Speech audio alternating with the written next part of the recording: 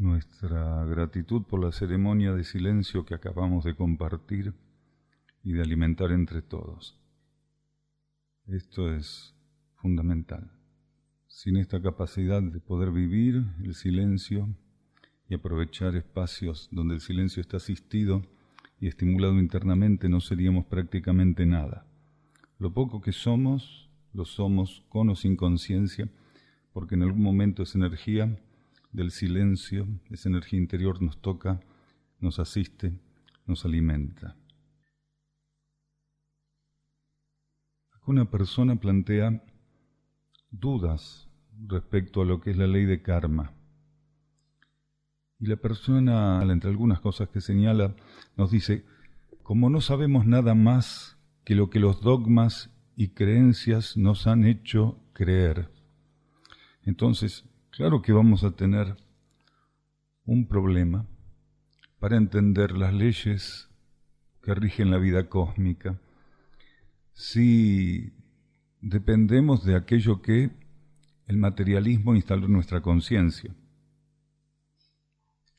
¿Cómo nosotros podríamos confirmar aspectos que son subjetivos, que son la mayor parte de los aspectos de la ley de karma, si solamente nos quedamos prendados de su cáscara, de los aspectos objetivos, y, aunque más no sea, finalmente podemos reconocer que estamos analizando, viendo las cosas desde lo que la doctrina y el materialismo, incluso filosófico, instalaron en nosotros?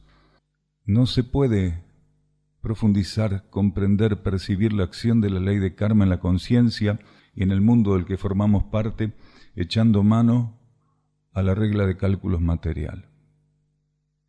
Los seres tenemos que aprender a trascender esa posición. Confirmar lo que es la ley de karma tiene que ver con la percepción, con un cierto discernimiento. Podríamos llamar la intuición de comprender lo que está más allá del formato de lo que estamos viviendo. La mayoría de los seres presentes en la superficie de este planeta se conformaron con confirmar que los procesos kármicos son como entrar a un mostrador, a un negocio, y que hay uno de un lado, otro del otro, y realizar un intercambio. ¿Cuánto vale esto? Vale tanto. Regatear. Si el producto es bueno y vale la pena, en eso nos quedamos con la ley de karma. Por eso hay personas que simplemente entienden la ley de karma como causa y efecto. Si la limitamos simplemente a causa y efecto, que es uno de los matices que componen el funcionamiento de la ley de karma, entonces la limitamos a sus aspectos materiales. Y nosotros, al limitarla a sus aspectos materiales, nos limitamos en cuanto al ofrecimiento que esa ley tiene. Porque la ley de karma lo que nos está ofreciendo continuamente es la vida superior, la vida subjetiva, el camino hacia la vida cósmica, trascender nuestra identificación y participación del mundo material. ¿Y cómo nos ofrece todo eso?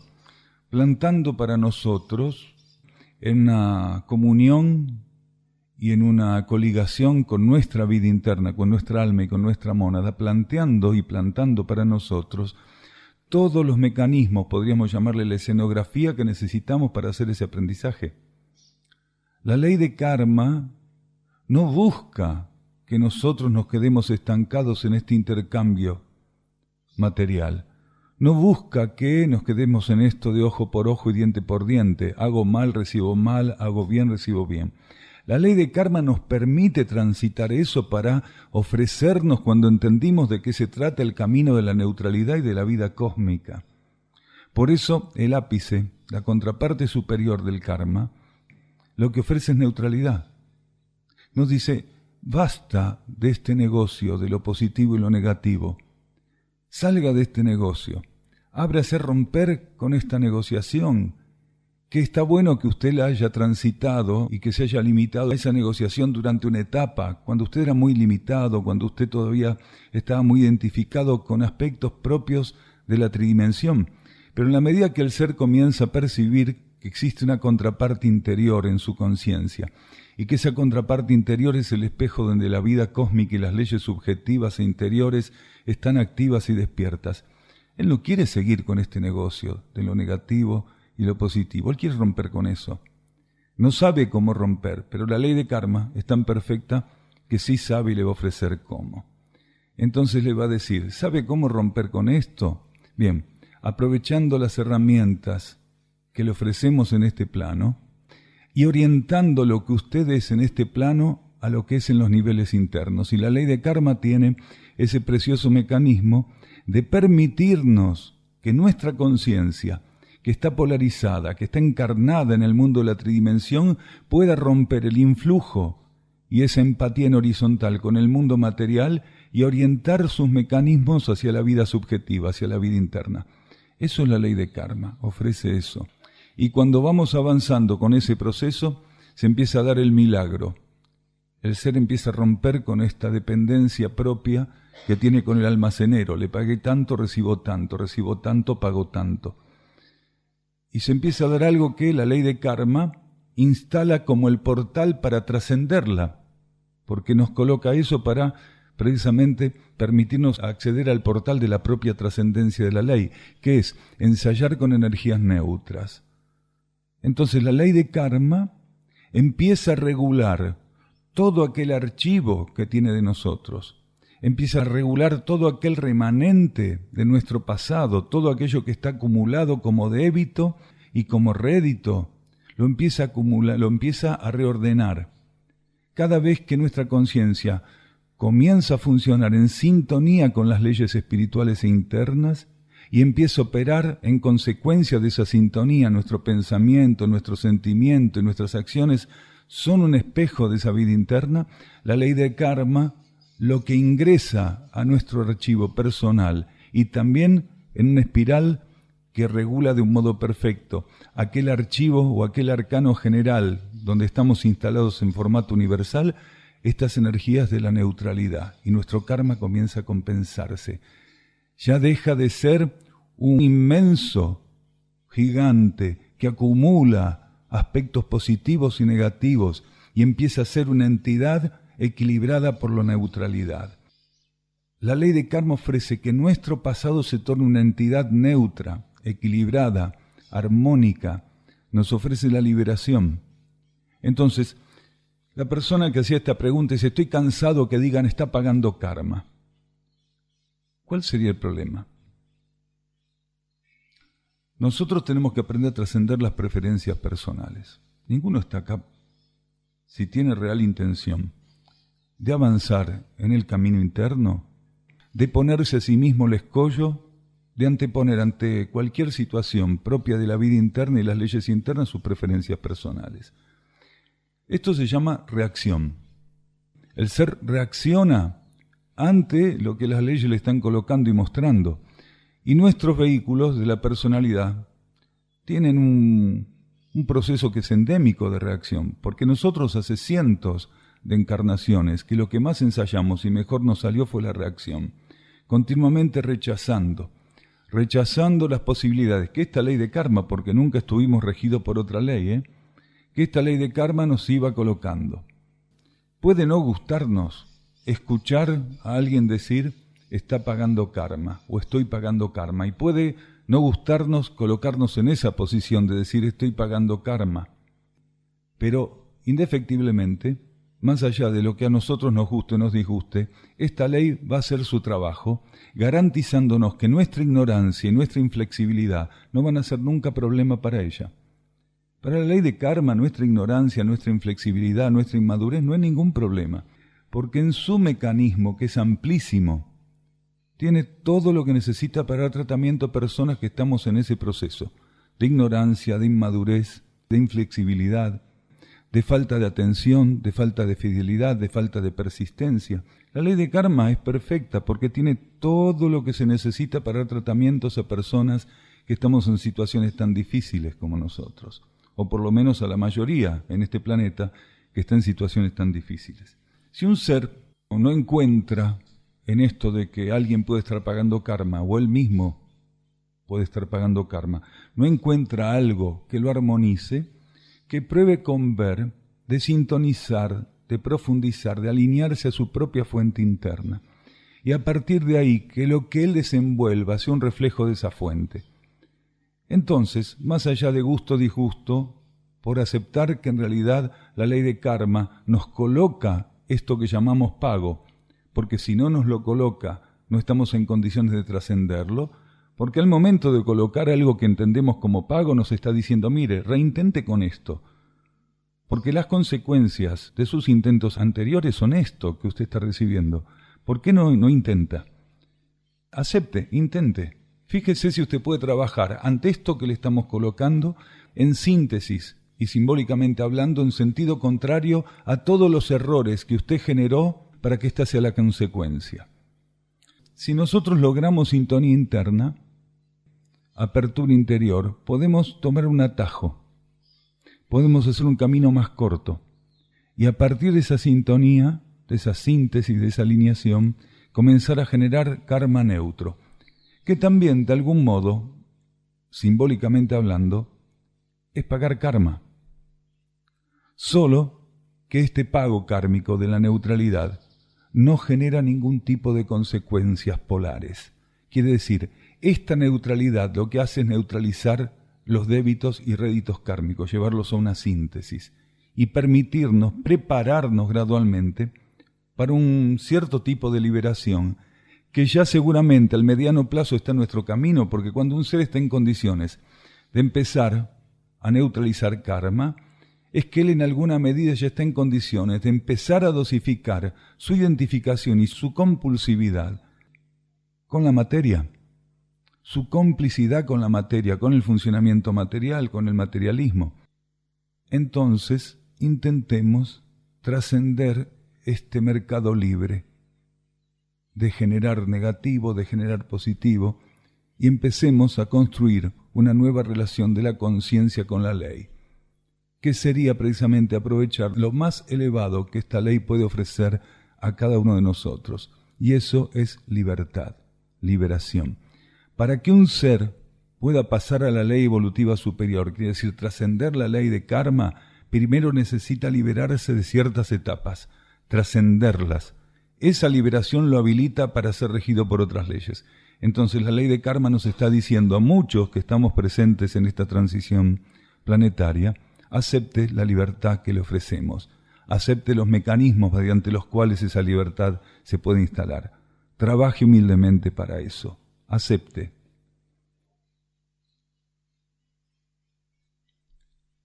Acá nos preguntan cuál es el alcance del poder intuitivo. ¿Cómo se sabe si algo es de la intuición?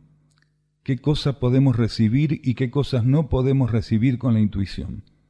Las cosas que no podemos recibir con la intuición son las cosas erradas e incorrectas. Lo que no sirve, lo inservible, lo innecesario. Cada vez que a nosotros llega un estímulo intuitivo, la energía, las leyes, la vida única, la conciencia única, nos está diciendo, esto es necesario para usted. Ahora, la actitud que nosotros seamos capaces de sostener ante lo que la energía intuitiva coloca para nuestra conciencia es un problema nuestro. En este planeta, la mayoría de los seres, cuando reciben un estímulo intuitivo, desperdician gran parte, como esa gente o esos chicos que no saben comer la fruta y junto con la cáscara se va casi todo. Bueno, nosotros solemos caer en este tipo de situaciones. Es muy común caer en este tipo de situaciones. Hay personas que dicen, ¿cómo puedo desenvolver la intuición? ¿Cómo puedo tener más claridad? ¿Cómo puedo saber qué es cierto, qué no es cierto? Si esto viene de la mente, si esto viene del emocional, si esto viene de las fuerzas involutivas. Y en esa cuestión de consultarse a sí mismo y preguntarse a sí mismo, ¿cómo puedo saber? Lo que no tienen en cuenta es qué actitud debiera tener para saber. Porque con preguntarnos, ¿cómo puedo saber? Nosotros no resolvemos el tema. El tema lo resolvemos cuando nosotros encontramos la tecla de la actitud. Entonces, si la actitud es correcta, si la actitud es la que corresponde, nosotros garantizamos que el estímulo intuitivo llegue a nuestra conciencia del modo más pleno, de un modo menos interferido, y siempre que tengamos en nuestra conciencia esta comprensión, y no como una creencia, porque no serviría de mucho, pues las creencias se las lleva el viento, sopla un viento fuerte y las creencias se fueron con el viento, sino como una vivencia. Esto de percibir que aquello que proviene de nuestro universo interno a través de la intuición es lo que más necesitamos. Nada es más necesario para un ser que aquello que le está llegando en ese momento a través de la intuición. Por más que él crea que tiene muchas cosas importantes que atender, que hay muchas cosas importantísimas, muy importantes, en toda esa lista que él tiene anotada de cosas pendientes y no pendientes. Por más que él tenga esa creencia se viene abajo al momento que nuestra alma, con precisión, con inteligencia, con amor, con armonía, con equilibrio, nos pasa el estímulo intuitivo y nos dice esto. Atienda esto, ábrase a esto, no hay nada más que hacer que esto. Todo aquello que nosotros tenemos previsto, planificado, las expectativas, las esperanzas, las ambiciones, los deseos. Si nos abocamos a lo que ese estímulo intuitivo ofrece a la conciencia, todo eso que tenemos pendiente empieza a curarse, a transmutarse. Se cura, se transmuta, se equilibra, se armoniza, se sintetiza. Se produce una economía de toda esa marea inestable de cuestiones que están invadiendo nuestra conciencia. Porque el alma tiene la capacidad de colocar en un elemento la síntesis de todo aquello que necesitamos. Y nosotros en ciertas etapas tenemos que tener esta posibilidad de ensayar con atender prioritariamente aquello que nuestra vida interna entiende como necesario, correcto, y que no puede ser desplazado, que no puede ser dejado para otro momento. Cuando el ser le da a lo que la intuición le ofrece el primer lugar en prioridades, él está armonizando con la vida cósmica, él está armonizando con las verdaderas necesidades, que no son ni propias ni ajenas, sino universales. Un ser que le da cabida a lo que llega intuitivamente a su conciencia, le está dando prioridad al bien común, ¿se entiende? Porque el alma no es egoísta como la personalidad. El alma cuando ofrece algo, le está ofreciendo al ser lo que él tiene que hacer en beneficio universal. Va a estar incluido él, va a estar incluido ese universo. Entonces, si nosotros nos abocamos con humildad a aceptar que no sabemos nada y que nuestra alma tiene una comprensión y visión de la realidad muy diferente, y nos abocamos a dar tratamiento, a implantar lo que el impulso intuitivo ofrece, entonces la solución está ahí para nosotros. No importa si todo lo demás que teníamos en aquel orden prioritario, primitivo, anterior a recibir el estímulo, a partir de ese momento no tiene sentido para nosotros. Es lo mejor que nos podría pasar que no tenga sentido. La intuición es una herramienta de la vida interna. La intuición como herramienta de la vida interna puede poner para nuestra conciencia una información. Pero también nosotros podemos percibir acontecimientos que se van a dar al corto, al mediano o al largo plazo mediante otros mecanismos, como por ejemplo lo que es la parte instintiva. O sea, a través del órgano del instinto que algunas personas todavía tienen muy activo, se pueden percibir cosas. La diferencia entre el mecanismo de percepción instintivo y el intuitivo es que en el intuitivo siempre está presente la claridad, porque tiene que ver con un proceso que no es animal, no es instintivo. La instintividad es el resabio que nosotros tenemos de la animalidad, de nuestro paso por el reino animal. Entonces, mediante el instinto podemos tomar una percepción del campo astral a través del plano instintivo, de una cantidad de elementos que están liberados ya en los planos subjetivos, en los niveles intermedios, aunque no llegaron todavía a concretarse en el plano material. Entonces la diferencia es que el ser cuando funciona instintivamente funciona como el animal. Puede percibir que algo va a ocurrir, pero la claridad no está presente en él. Entonces aquellos seres que todavía alimentan el funcionamiento instintivo suelen estar continuamente con sobresaltos ante esas percepciones de lo que va a ocurrir. Incluso se sienten angustiados, porque cada vez que sueñan o que perciben que va a ocurrir algo, termina ocurriendo y se sienten muy angustiados porque no sabían por qué ocurría, no sabían si tenían que avisar que iba a ocurrir, no sabían qué hacer con esa información, se sentían desequilibrados, se sentían en desarmonía. Porque para los animales es óptimo funcionar instintivamente. Ellos no pueden funcionar intuitivamente porque carecen de un núcleo interno individual. Los animales dependen de almas grupo, mientras que nosotros tenemos un alma individual. La intuición es un elemento de esclarecimiento, de guía y de aporte lúcido que nuestra alma utiliza, mientras que lo instintivo es un canal, el canal del instinto, que siempre nos está colocando en sintonía con las capas intermedias de la realidad, con el plano astral y con el plano mental. Muchas cosas, antes de manifestarse en el plano concreto, como energía ya están instaladas en el plano psíquico. A través del órgano del instinto, el ser capta como el animal del plano astral o del plano mental, en este caso el animal del plano astral, pero el ser que opera todavía instintivamente lo toma de la capa psíquica. Ciertas informaciones que están muy mixturadas, comprimidas y vibratoriamente muy densas, porque todo lo que nosotros captamos como información, aunque se vaya a cumplir, cuando lo captamos de la capa psíquica del plano astral, tiene una condición vibratoria muy densa, muy densa. Ese canal mediúmnico instintivo, porque es un canal mediúmnico que está ahí operando, no está ofreciendo la luz de los niveles internos junto con la información, sino simplemente la cáscara del acontecimiento. Entonces el ser, al no estar recibiendo luz interna, que forma parte siempre del estímulo intuitivo, al recibir la información mediante el órgano instintivo y mediante ese proceso mediúmnico, no está tocado por la armonía, el equilibrio, por el orden interno. Si un ser, al recibir una información, él tiene claridad de por qué la recibe. Junto con la información, él se instala en una percepción, una vivencia de armonía y equilibrio. Eso es intuición. La genuina energía interna, cuando pasa por nuestra conciencia, nos amplía. Porque la energía, cuando pasa, por donde pase, genera cambios, estimula transformación.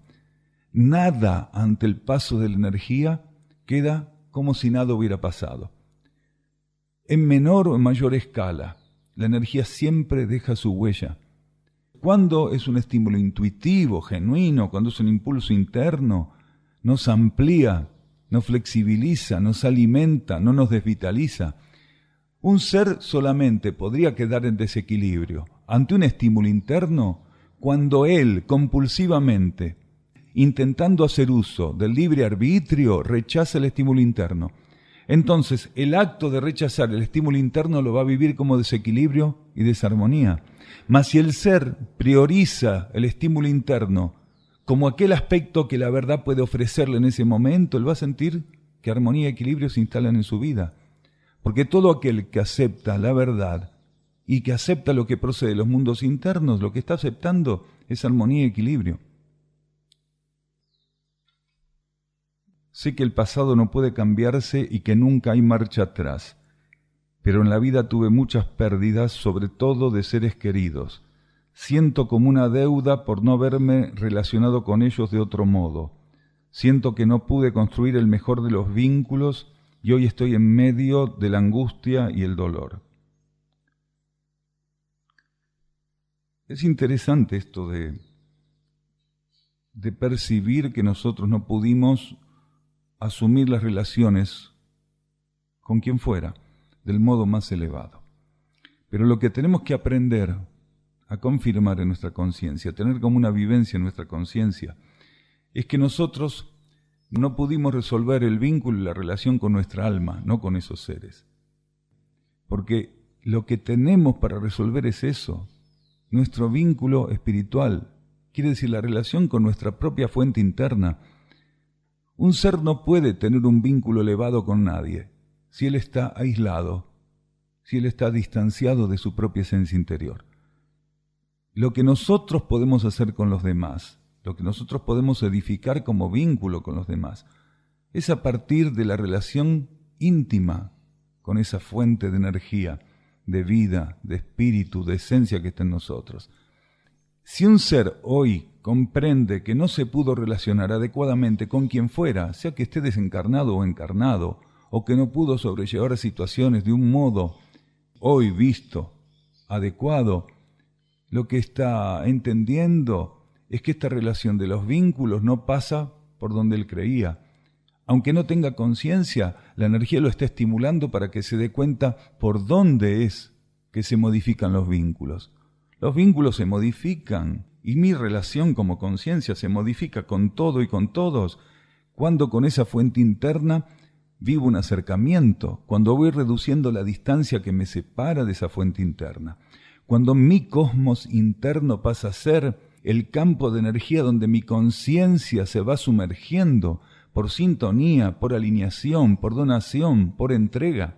Cuando puedo entregarme a ese cosmos interno, donarme ese cosmos interno, la relación que esa donación establece es lo que modifica mi forma de vivir todo y todos. Esto es lo que tenemos que resolver. Cómo relacionarnos con nuestra vida interna. A partir de ahí es lo demás. Las personas solemos maravillarnos cómo los grandes maestros que la humanidad conoce se han relacionado con las situaciones, cómo le han dado tratamiento a las situaciones, cómo resolvían las situaciones, cómo mediante su sabiduría encaminaban las situaciones y permitían generar estímulos que los demás pudieran utilizar como parámetros o arquetipos para su propia vida. ¿Y saben por qué tenía esa cualidad esos maestros? Porque habían resuelto su vinculación con el cosmos. Quiere decir, no había distancia entre aquella esencia presente en ellos y su conciencia exterior. Su conciencia externa era una herramienta, un espejo de aquella esencia presente en ellos. Entonces habían resuelto esta comunión con la vida cósmica en su propia conciencia y desde ahí le daban tratamiento a las cosas.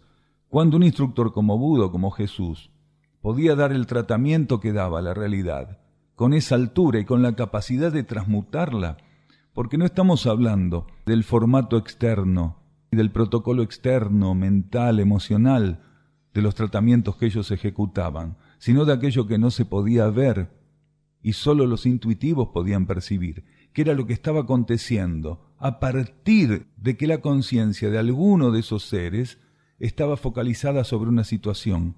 ¿Qué ocurría con esa situación? Esa situación pasaba a ser tocada por las leyes de la armonía y del equilibrio, pasaba a ser tocada por aspectos superiores de la energía cósmica. Y eso era porque aquellos seres se habían tornado canales de esas posibilidades. Silenciosamente, su trabajo principal acontecía sin ser visto. Era realmente la consecuencia, el derivado de una relación cósmica e interior. Nosotros acá en esta transición tenemos ese mismo trabajo para hacer. No vamos a mudar nuestra relación con los seres y con las situaciones si no mudamos nuestra relación con la esencia. Entonces, aquel que haya percibido que en algún momento no pudo dar tratamiento a la realidad, como percibe hoy que hubiera correspondido, tiene que trabajar en sentido contrario al error, quiere decir, al por qué en aquel momento no pudo. Tiene que trabajar en sentido contrario al desvío, tiene que trabajar en sentido contrario a lo que no concretó. Entonces, ¿cómo se trabaja en sentido contrario? Hoy tiene que reforzar la sintonía, la alineación, la donación de su conciencia, la entrega de su ser a esa luz interna, a esa esencia interna. Entonces, a partir de ahí, tiene la posibilidad de recomponer lo que no pudo hacer en su momento. Acá hay dos consultas que nos llevan a la oración. Una dice, ¿cuál es la importancia de la verdadera oración? ¿Y cómo se puede ayudar al planeta en su situación actual? ¿Sirve para esto el poder de la oración? ¿Cómo es mejor para que pueda hacerse ese aporte? La importancia de la oración es fundamental en esta etapa. ¿Por qué fundamental? Porque pocos seres pueden orar. Entonces lo que no abunda escasea. Y lo que escasea, cuando es necesario, nos plantea un tema para resolver. Y por transmisión directa, por carácter transitivo, cuando los seres tenemos un impedimento de tipo vibratorio, energético, espiritual, lo estamos transmitiendo, proyectando sobre este universo del que formamos parte. Esta humanidad tendría que estar en un estado más avanzado, de coligación interna que permitiera a la conciencia estar en una sintonía, o en un estado de oración de un modo más profundo, más estable, más extendido. La oración es extraña en este planeta.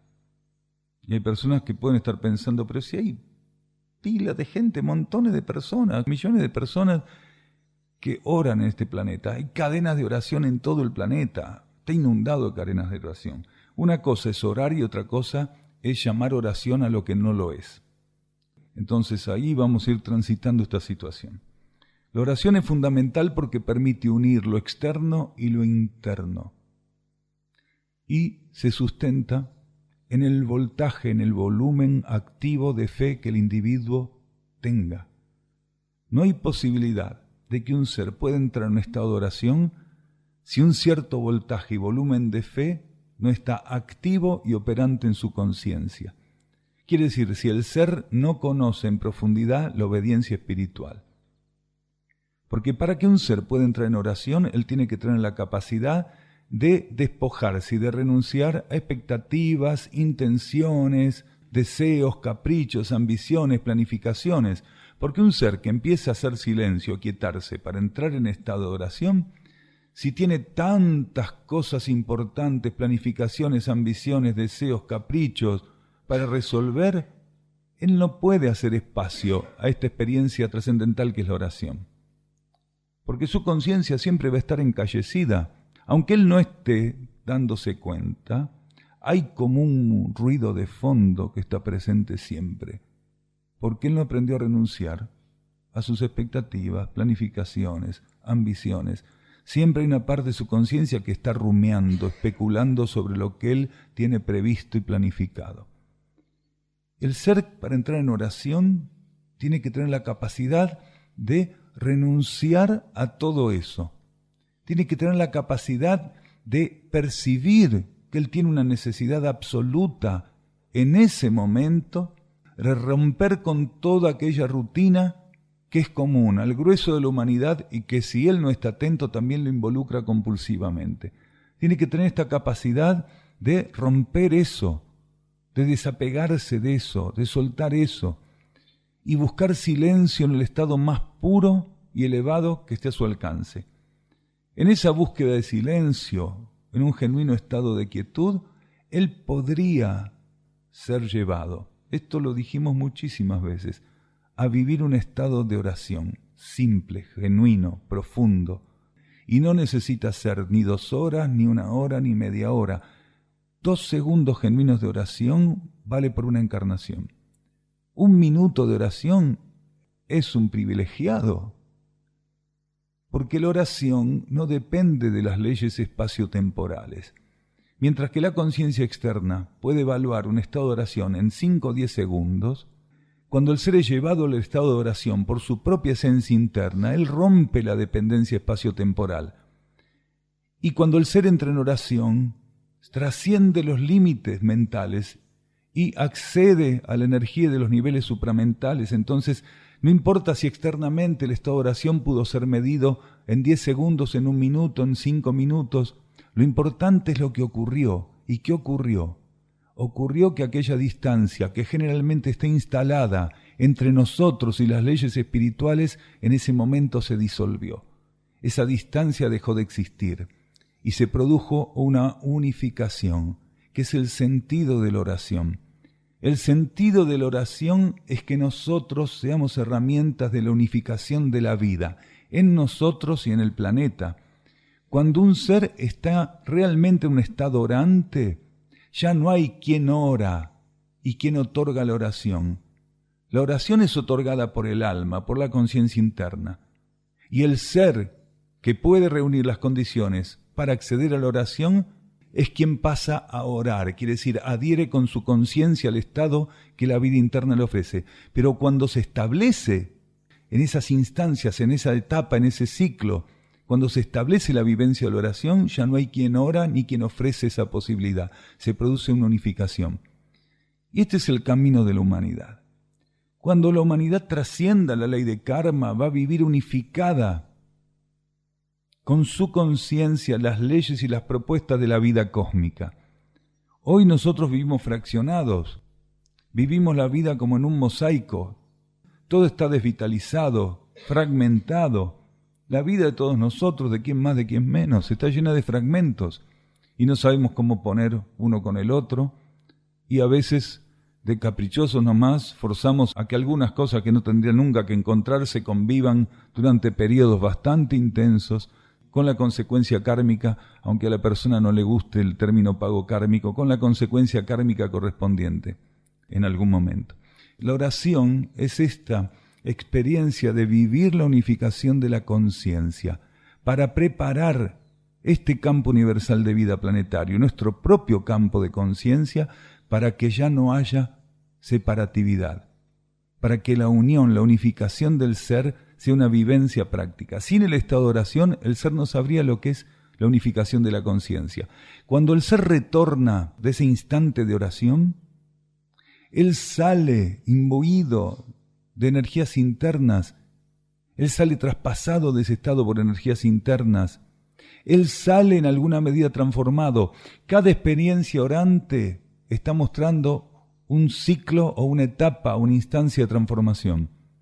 Ninguna experiencia de oración es igual a la anterior, ni va a ser igual a la próxima, porque todas las experiencias genuinamente internas son únicas.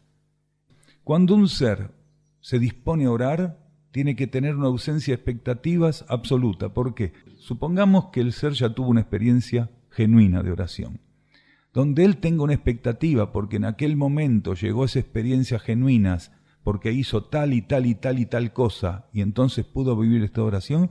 Si él quiere repetir el mecanismo, posiblemente no pase nada. Porque la vida interna no busca que mecanicemos nuestra sintonía y vivencia de las leyes espirituales. La vida interna está diciendo, escuche, la mecanización, las técnicas, los protocolos, el metodismo, todo eso es para la materia. La vida interna es un proceso empírico absoluto, es la elevación, el ápice y la sublimación de lo empírico.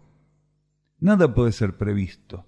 Es puro empirismo en su más elevada expresión la vida interna. Y lo que nos va a ofrecer siempre va a ser ese empirismo. Y solamente va a utilizar la cáscara del método cuando nuestras limitaciones lo exijan, pero siempre con la inteligencia que tiene la vida interna para colocarnos lo que es necesario en el momento adecuado y bajo el formato que corresponda.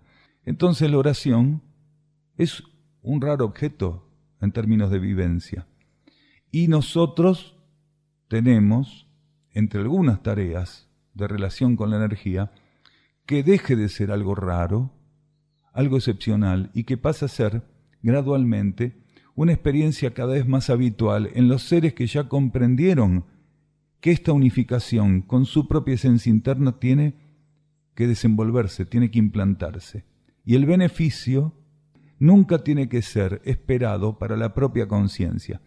El ser que va avanzando en el camino de la oración sabe que cada instancia de oración y la energía que obra como consecuencia de esa experiencia lo que hace es edificar plataformas vibratorias, sutiles y ocultas para que este planeta pueda elevarse, recuperarse, ir hacia un rescate. Hay dos preguntas también que tienen que ver con el código genético. ¿Cómo sería la implantación del nuevo código genético y para quiénes? Y acá consultan si con la energía de un nuevo código genético, en ella, una persona puede vivir alteraciones físicas evidentes. Mi pregunta se basa en que se sabe que cuando hay una afectación en el ADN casi siempre se registran cambios o mutaciones. Arrancando por el último comentario, acá no estamos hablando de mutaciones del ADN, porque la mudanza de un código genético no es una mutación del ADN. Una mutación del ADN es el mismo código genético afectado por alguna cuestión. Radiactividad, un proceso kármico cualquiera, porque siempre que hay una alteración hay un proceso kármico que está sosteniendo. Hay infinidad de variables que pueden determinar que nuestro ADN, o el de un animal, pueda verse afectado. Es una mutación, una alteración. Pero el nuevo código genético es una estructura de energía, es un núcleo directriz de energía arquetípico que no tiene nada que ver con el ADN. Lo único que tiene como relación el nuevo código genético con el ADN es que es el único elemento vibratorio arquetípico que sirve para colocar en seres que desenvolvieron todo lo que tenían que desenvolver con el ADN. La única relación es esa. que es el único código, este nuevo código que se está denominando GNA, es el único código que tiene la característica adecuada para ser ofrecido como herramienta en la prosecución evolutiva a los seres que ya hicieron la experiencia con el ADN. Si el ser que tenía o que tuvo el ADN durante una gran cantidad de encarnaciones llegó a desenvolver adecuadamente todo lo que el ADN le ofrecía, entonces automáticamente las leyes cósmicas le van a ofrecer otro código genético, porque ya no le sirve ese. El ser desenvuelve en un porcentaje elevado lo que un código genético tenía para ofrecer y automáticamente él abre la puerta para otra instancia. Entonces, la energía gradualmente va preparando las estructuras de su conciencia, los campos de energía de su conciencia, los va adaptando para poder recibir en el momento adecuado un nuevo código genético. Entonces, eso es lo que un ser tiene que tener como condición: haber desenvuelto del modo adecuado lo que el viejo código genético, este viejo código genético que porta la mayoría de la humanidad, ofrecía. Entonces, si puede haber alteraciones físicas con el nuevo código genético, puede ocurrir cualquier cosa, porque lo que la conciencia va a experimentar ante una nueva energía, ante una energía inédita, nadie lo sabe, solo lo saben las leyes internas y lo sabe la propia conciencia interna del individuo. Entonces hay seres que pueden ser portadores del nuevo código genético y manifestar algún tipo de sintomatología, podría ser, propia de esa nueva energía, un reflejo de esa nueva energía. Como también podría acontecer que no hubiera ningún tipo de manifestación de síntoma, de aparente alteración. Porque el nuevo código genético, principalmente, lo que va haciendo es preparar la conciencia en relación a energías que son superlativas y que no tienen una relación directa a estos cuerpos bajo su formato de relación kármica, mientras que el ADN es un código propiamente kármico, con incidencia kármica y a consecuencia de procesos kármicos. El GNA es un código que prepara la conciencia para ir siendo gradualmente sintonizada y armonizada con la ley evolutiva superior, con la ley de ciclos, que es la ley que se le ofrece a la partícula cuando trasciende la ley de karma, cuando superó el aprendizaje kármico. Entonces podría ser que la preparación en ciertas instancias no demande ningún tipo de evidencia y que el proceso de adaptación, de armonización, se dé de un modo absolutamente oculto. Los seres que portan o portarían el nuevo código genético no pueden ser reconocidos en un laboratorio, ni a través de un test, ni a través de un vidente, ni de un clarividente.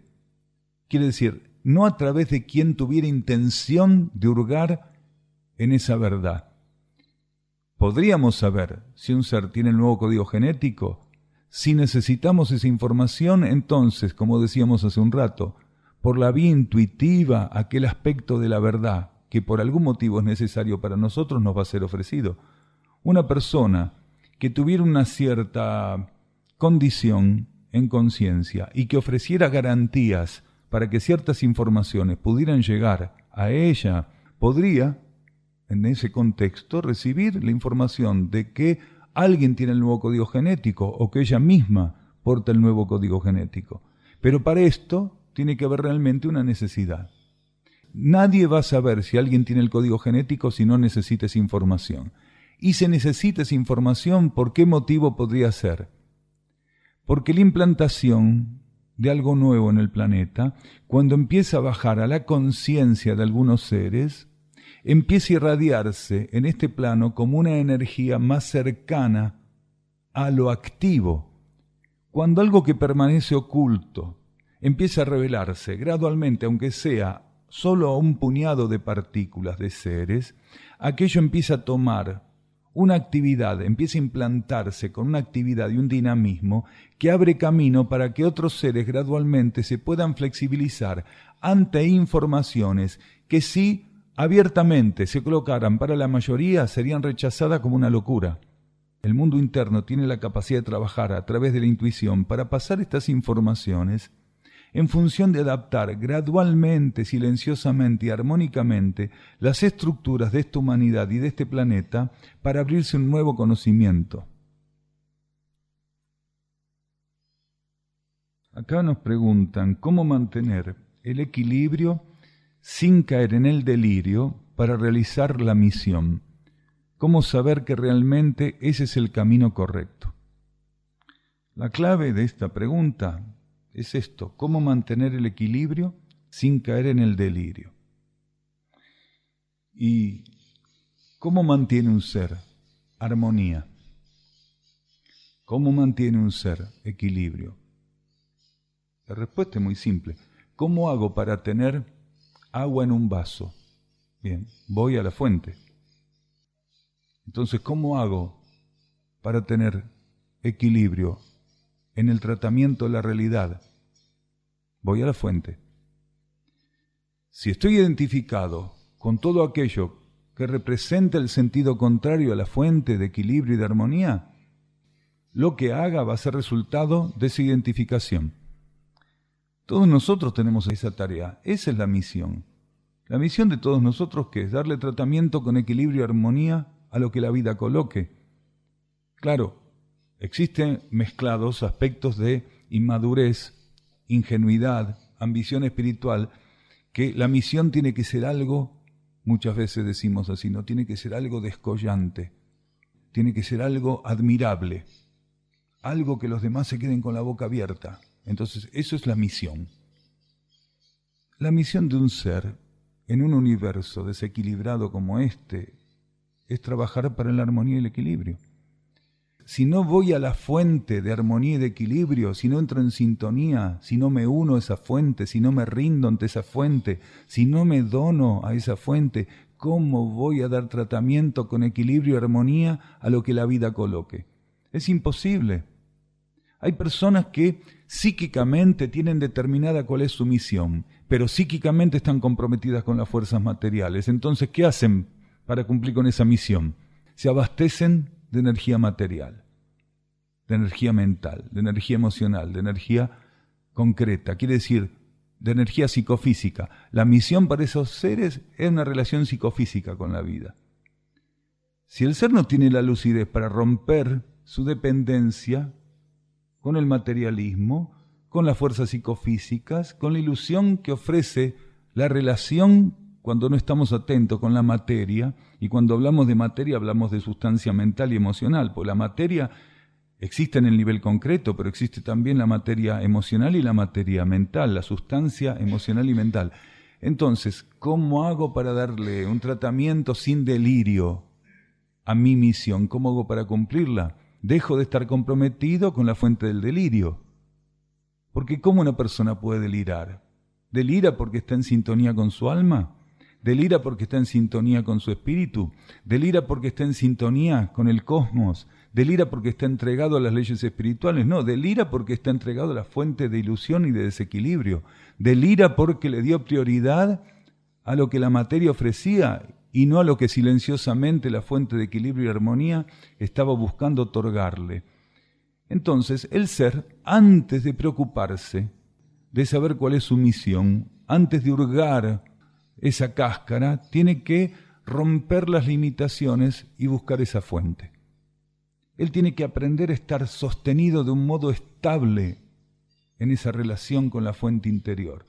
Cuando con su alma se establezca una relación estable, profunda, genuina, madura, cuando con humildad él se dé cuenta realmente lo que es, porque mientras no tenemos una relación profunda con nuestra alma, esta energía del discernimiento, de la humildad, de la armonía, del equilibrio va a ser desconocida para nosotros. Un ser, ¿cómo va a cumplir con su tarea si él tiene respecto a sí mismo una cantidad de ilusiones que lo están ahogando y no se da cuenta que está ahogado? Tiene tantos proyectos como iluminado para él que no va a poder iluminar el mundo porque va a consumir toda esa luz en sí mismo. Entonces, lo primero que un ser tiene que saber, que la misión la cumple la energía que seamos capaces de permitir que haga a través nuestro. La misión no la hacemos nosotros, no la desenvolvemos nosotros, y mucho menos la elegimos nosotros. Cuando nosotros estamos para encarnar, libres de los trajes mentales, emocionales y físicos, la energía interna, la ley interna a través de nuestra alma nos propone qué tenemos que venir a hacer a la materia. Nos dice, mire, esto es lo que usted tiene que hacer. Cuando usted vaya a la materia, esto es lo que tiene que hacer. Y eso que todos tenemos para hacer se sintetiza en una sola cosa. Cuando usted esté en la materia, deme paso. No se crea que usted es el que va a hacer, deme paso. Como cuando uno va por el camino y le hacen luces para que se corra, deme paso. No caiga en la misma tontería que la mayoría de los que están ahí metidos. Deme paso. Usted recuerde esto, cuando esté ahí, deme paso. Nos volcamos a la materia y ¿qué hacemos? Nos plantamos en el vehículo. ¿Para dónde quiero ir? ¿Qué quiero hacer? ¿A qué hora? ¿Cuándo? ¿De qué manera? ¿A dónde quiero llegar? ¿De dónde me quiero salir? ¿A dónde me quiero meter? Entonces, nos vienen haciendo luces de adentro. Deme paso, deme paso. Este molesto, ¿quién será? Claro, porque estamos tan involucrados con este juego de complicidad material que la mayoría en este plano olvidamos eso, deme paso. Usted va para allá, pero para darme paso.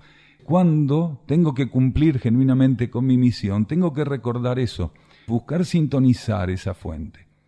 Cuando esa sintonía se concreta, le doy paso. Ella es la que concreta. El alma necesita dominar las leyes materiales, permitiéndose a sí misma poder orientar lo que somos en este plano hacia su propia voluntad.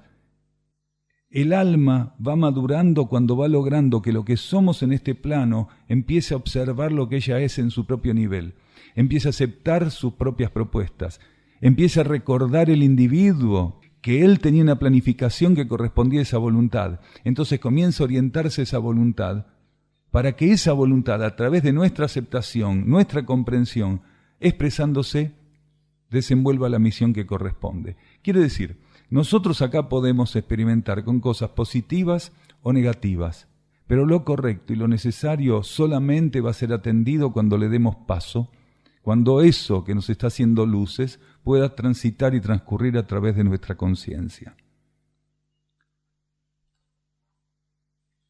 Acá nos preguntan cómo elevo mi nivel de amor. El amor tiene muchas expresiones. Si estamos, como venimos comentando, muy involucrados e identificados con la materia, nuestro amor va a ser también un amor muy limitado. Porque el amor es una de las tantas energías inteligentes. Las energías, toda manifestación de energía, tiene un aspecto absolutamente perfecto de inteligencia. Incluso uno de los aspectos de la energía se llama inteligencia activa, el tercer aspecto, el tercer rayo, lo que en algunos ámbitos se conoce como la matriz cósmica universal. En algunas religiones se lo conoce como la Madre o María, algunos le llaman Maindra. Esta energía va a permitirnos conocerla, expresarla, sintonizarla, según aquel proceso, aquella etapa que nosotros estemos viviendo. Porque ninguna energía tiene la disfunción y la desinteligencia de presentarse a nuestra conciencia en un voltaje que no podríamos aceptar. Para eso estamos nosotros, para hacer las cosas fuera de foco. La energía nunca sobreestimula, la energía nunca se ofrece en voltajes que no estemos en condiciones de procesar. Entonces, en ciertas etapas, nuestra relación con el amor, como la relación con todos los aspectos de la energía, es muy limitado. Cuanto más rompemos nosotros nuestra limitación por identificación con las fuerzas materiales, más permitimos que la energía se pueda manifestar en nuestra conciencia, revelar y actuar en voltajes, volúmenes y características diferentes. Nuestra comprensión y vivencia del amor está limitada por nuestra identificación con el mundo material, con el mundo de la forma. El amor es una energía interna, cósmica, universal. Es una de las expresiones de la conciencia única, del inmutable, pero, como decimos, se gradúa a sí misma. Regula su expresión según en qué campo y las condiciones de las partículas que van a experimentar con ella. uno quiere modificar su relación con la energía, no importa si es la energía del amor, del orden, de la voluntad, de la devoción, lo que tiene que hacer es modificar su relación con las fuerzas materiales. Hasta que el ser no es capaz de ordenar por la expresión de su conciencia las fuerzas materiales, él va a tener una relación limitada con el mundo de las energías. ¿Qué quiere decir ordenar nuestra relación con las fuerzas materiales? Permitir que lo que vamos avanzando en sintonía respecto al orden interno se refleje en nuestra relación con el mundo formal. Cuanto más sintonizo las cualidades del mundo interno, cuanto más me abro y me entrego al mundo interno, entonces el orden interno empieza a reflejarse en mi relación con la materia. En ese orden interno que va actuando se abre camino para distintas energías. Y según las etapas, entonces la energía del amor va a ser vivida con mayor intensidad, con otra condición, con otra cualidad. Vamos a empezar a notar que nuestro amor, que hasta ese momento era egoísta, personal, discriminativo, solo queremos a nuestro hijo, a nuestra mujer, a nuestro padre, a nuestro hermano, a nuestro esposo, a nuestro amigo, a nuestro perro, empieza a ampliarse. Sin saber cómo la frontera se empieza a romper, empieza a diluirse y empezamos a sentir que existen pocas diferencias entre aquello que sentíamos por algunos pocos y lo que empezamos a sentir por una mayor cantidad de seres. Hasta que se puede ir al otro extremo, sin ser extremo, se puede llegar a un ápice, podríamos decir, lo que este universo podría permitir como condición en ese sentido, que sería un amor como el de Jesús, que no amaba más a María que a cualquier otra mujer, que no quería más a sus hermanos que al hermano de otro, que no tenía predilección por unos o por otros, sino solo por el Padre.